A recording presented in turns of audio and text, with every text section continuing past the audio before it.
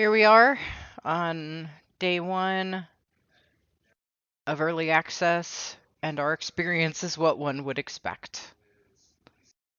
3,000 in queue and counting.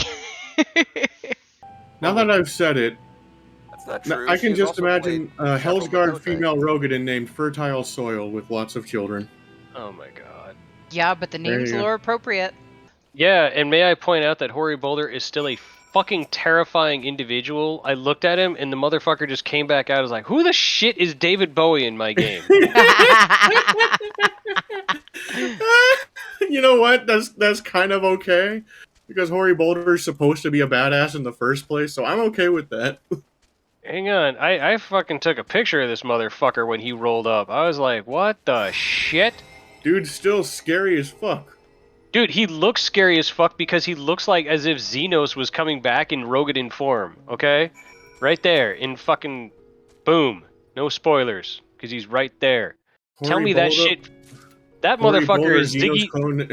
I'm telling you, man, that right there is the fucking the Ziggy Stardust on fucking steroids. Yeah, I know what you mean. Well, I'm trying to figure out how to put this because I'm not like insulting what I'm experiencing so far because okay, here's the thing. I feel like it's starting out really slow and I don't like that because personally, and this is a total personal opinion, I don't even like reading books where shit starts slow. I'm like, give me something, give me my inciting event, which is kind of already... give me diarrhea books instead of constipated books. I don't know if this is quite what you mean, but it's like Tolkien-esque in the bad ways. Look, I love Tolkien. We all know that.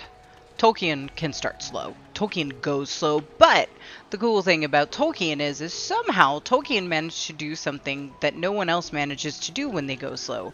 Tolkien managed to keep your interest.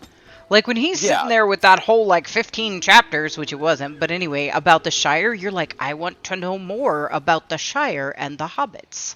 And that's how he managed it. But on the other hand, everything going on right now in Thavnair is really amusing. I have chuckled a number of times, so it's like, it's not like I hate it, because I don't. I just feel like it's slow. No, I get that. Actually, I was going to say, I'm kind of amused because I was thinking about some of the funny quests that showed up in the story, and I was thinking about, you know, the kind of funny quests that we'd get in World of Warcraft when we were leveling in a new expansion. Mm-hmm. And I'm like, I'm laughing, and there's humor here, but it's not stupid concepts of humor. And now all of those quests have been removed from the game. Well, yeah, those quests are removed from WoW because they're offensive, because you're not allowed to laugh because that might offend somebody. Exactly. Not only that, but a lot of the funny quests in World of Warcraft were also very dated. And or the one like that one in Vashir, like you gave her a case of crabs or something. They removed that one. That one's gone. Did they remove the poop quests? I have no idea. They should, because they're offensive. They should, because they bring smiles to anyone's face. Supposed to go If it brings a smile to someone's face, it shouldn't be in WoW. No, it shouldn't be in WoW. But anyway, like, that's the thing about the humor in what I'm experiencing now in Endwalkers. This is not dated humor, it's just funny. It's putting the characters in really humorous situations, which, you know, as an author, that's an absolute yay in writing. Yeah, 100%.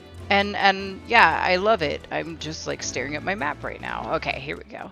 Yeah, no, that's where I was trying to go with that. It's like, I love the fact that the humor in this game is still related to the game and what's going on, and I'm still laughing.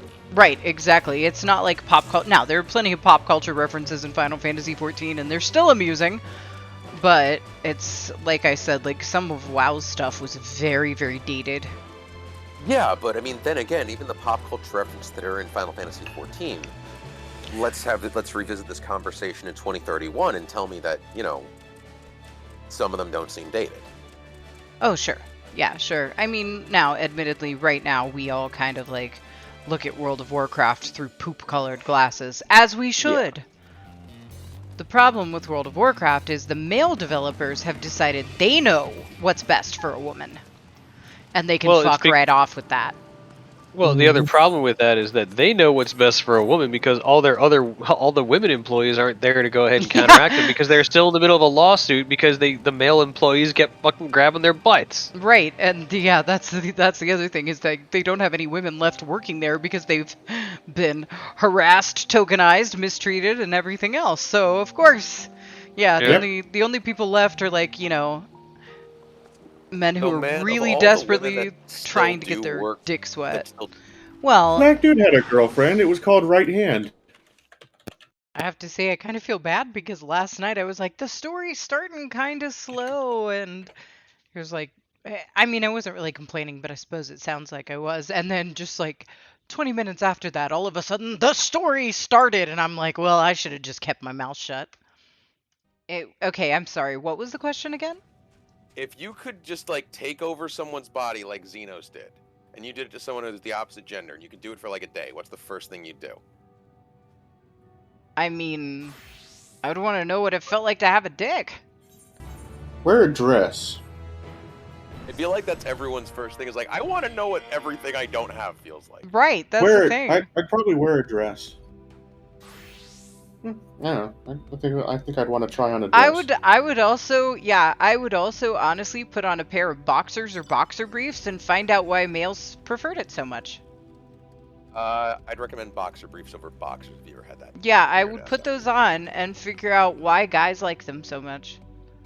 And then I would probably, do the quintessential, like, all right, I'm going to sit in front of a mirror and helicopter for a minute.